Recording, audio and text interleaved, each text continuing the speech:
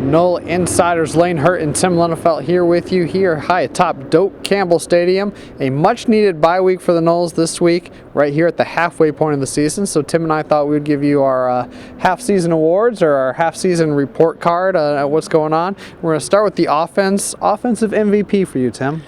Well, I think Dalvin Cook's a pretty obvious choice, but I'd have to go with DeAndre Francois. When you look at what he's done back there, the toughness, the leadership, the poise, everything that he means to the offense. As good as Dalvin Cook has been, I think DeAndre Francois at this point probably has been more important.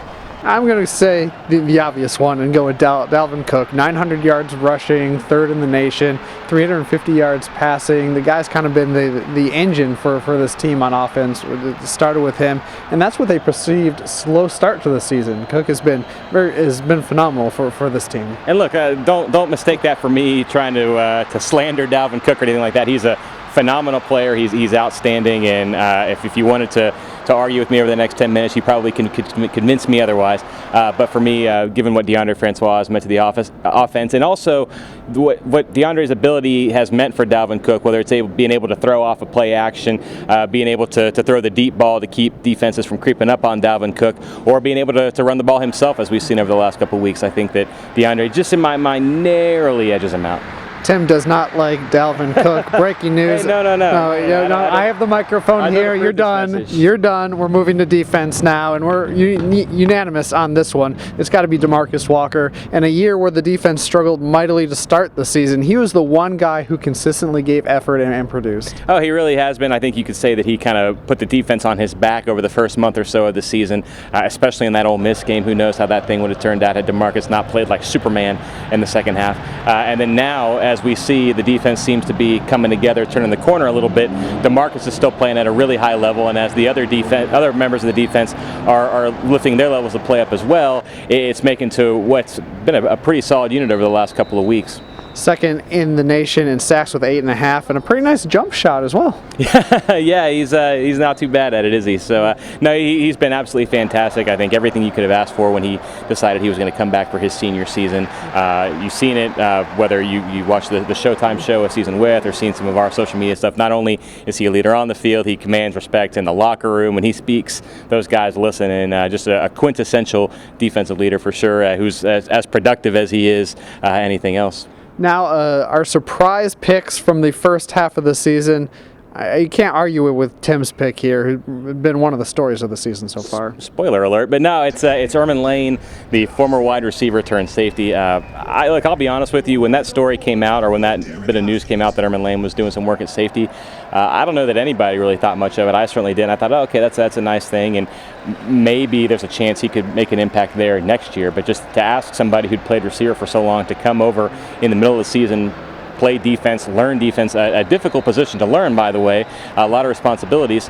It just didn't seem realistic. And so the fact that he's not only playing, but playing well, he's got 11 tackles, and just looks like a natural defensive player. Stunned is probably not a proper word for it. It really is surprising. It's a great story, a feel-good story. You got to be happy for him and the attitude that he had. I mean, how many times have we seen players who aren't happy with their standing on the depth chart? They don't do what Ermin Lane did, which is find a way to contribute and make it happen, and he really has done that. I can't think of another time, another player really in college football in the last few years that has done what he's done. It's remarkable. For me, I go to the offensive side of the ball, and Brock Rubel at right tackle. Rick Leonard earned the starting job out of camp.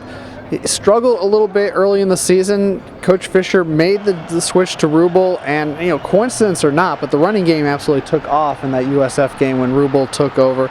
A guy, he stepped into position, he didn't hang his head after losing that spot in camp, and has really shined for the Seminoles and really kind of shored up that right side of the line, him and Landon Dickerson. Yeah, he's looked really good, and I'm glad you mentioned Landon Dickerson as well, a true freshman. So you've got Brock Rubel and Landon Dickerson, two new starters on the right side of the line. Brock had started a little bit, but two new new full-time starters at right guard and right tackle, and by all accounts, they've done pretty well for themselves. And we've seen that offensive line kind of take steady steps forward since the beginning of the season. I know Jimbo Fisher still says that they need to do a better job of keeping DeAndre Francois clean and upright, but it looks like the progress is being made. It's just a matter of keeping to take those strides. Now we're going to look into our crystal ball to the second half of the season. Obviously, Dalvin, DeMarcus, DeAndre, those guys are going to be key. But let's look at some guys who might be crucial to Seminoles' success in the second half of the year. Well, I'm going to pick the obvious one this time. That's Derwin James. We see him a lot. He's a steady presence at practice. During the games, he's rallying those guys as a leader as best he can. But Florida State will be a different defense with him on the field. We talked about Ehrman and some of those other guys playing in the safety spots. But, I mean, Derwin James is one of the best safeties in the country, if not the best safety in the country.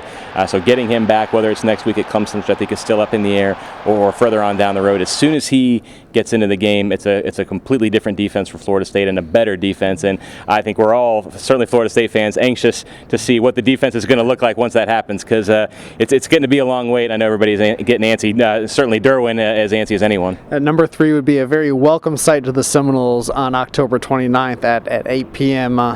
Inside Doak Campbell Stadium. On ABC? On ABC. Okay. Look at that.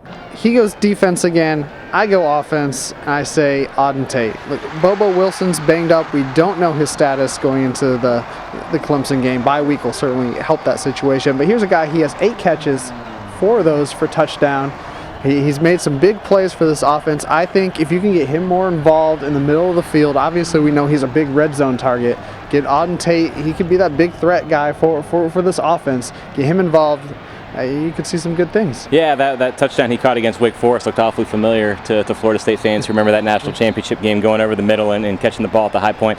Look, no matter what Bobo Wilson's status is, and it sounds like, judging by what Jimbo Fisher said at practice the other day, it sounds like he avoided a major injury, which, look, is a sigh of relief. Coming into that game, he had caught more passes for more yards than anybody else on the roster. He's a very good receiver, experienced, and the team is better with him in the fold. But either way, regardless of his status going forward, you do want to see more of Auden Tate going forward, is because he's the only guy physically that can do what he does. He's the only guy that has that type of build who can go up over the middle of the end zone like that and bring down a ball. So I think he's got an important role to play going forward, and it's kind of exciting to see that potential sort of come to fruition.